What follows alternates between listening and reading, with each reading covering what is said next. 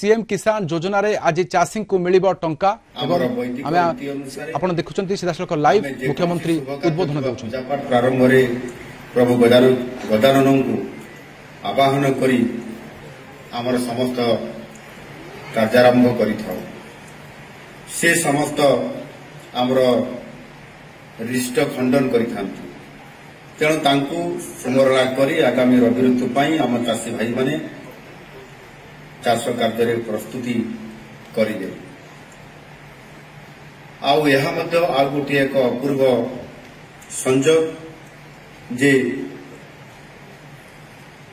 आसंता काली कृषि भित्तिक गणपर्व नुआखाई पालित होगापाई जाउछि। तेणु यही पवित्र अवसर में मु ओडिशार अवनीत चाषी और भाई भणी मानू मोर हार्दिक शुभेच्छा और अभिनंदन जनाऊँगी। समस्त को मोर गुर्दुटे जुहार।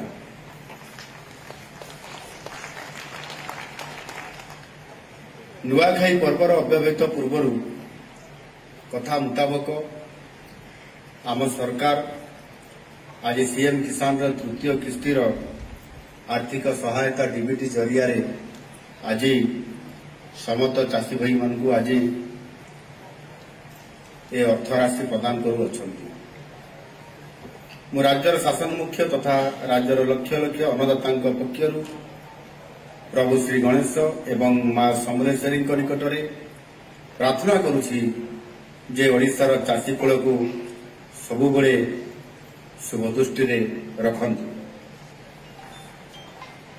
बंधुगण, ओडिशा एक कृषि प्रधान राज्य।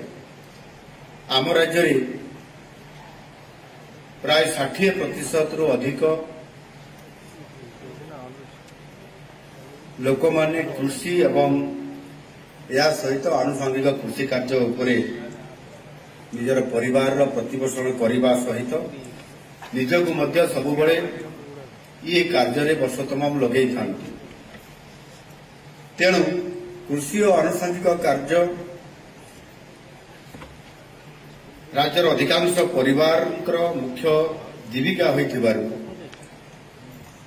यह आशा करा जाए जे कृषि आय निश्चित भाव में आखिदृश्य हवा कथा अर्थात क्षति तो हवा कथा नुह एवं लाभ निश्चित भाव में हवा कथा एवं से लाभ मध्य खाली द्विगुणार आह्वान रे भी चलिबो नाही। आमको बहु गुणार लाभ मध्य देबा पाई पड़िबो। आउ सेथिपाई आज आमे सेई आशा आकांक्षा लेकर काम करुछंती। किंतु आमे जदि देखिबा आम सरकार आसीबार ये 14 मास पूर्ण है। ये 14 मास पूर्व जो पूर्व सरकार थिले हमरो बिजु जनता दल सरकार ताको समय जहा रिपोर्ट कहूची जहा परिसंख्यान कहूची से अनुजाई चाषींकर आय लाभ हो नथिला, बेसी क्षति होउथिला एवं ताहा मध्य जेतेबेले आमे अन्य राज्यर कृषकर बा चाषीर बा अन्नदातार आय सहित तुलना करुछंती सेतेबेले आमे बहुत पछरे पड़िथिले एवं जहा रिपोर्ट कहूतला सेतेबेले 14 मास पूर्व जे कृषकंकर आय देश रे सर्वनिम्न थिला द्वितीय सर्वनिम्न तल आड़ू अर्थात आमे पूरा द्वितीय सर्वनिम्न आमे थिले। ये प्रकार परिस्थिति देकरी आमे जाउथिले।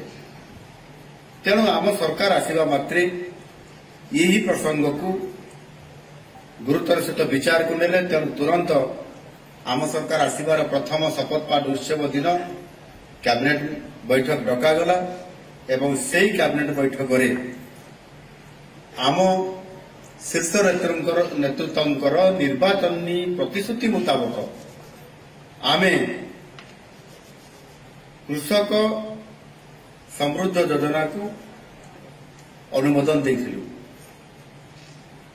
आ यही योजना मुताबक आज जदि आपण माने समते भल भाव हिसाब करिवे निश्चित भाव में खातार हिसाब निकास रखुवे केते खरीफ रे शस्य उत्पादन हैला एवं केते घर घर खाइबा पई आमे शस्य रखुचंती केते आमे पुणी सरकार ठारे बिक्री करूछंती रबी रे केते सेही बड़ी भाव में याकू जदि हिसाब करबा ताहले उभय खरीफ और रबी ऋतु को मिसई 19,72,000 चाषी को क्विंटाल पिछा 3,100 टंका प्रदान करा जायतिला एवं रेकर्ड परिमाण 92,73,000 मेट्रिक टन धान आम संग्रह करथिले जाकि आगुरु केबे एते परिमाण धान संग्रह करा जाई नथिला।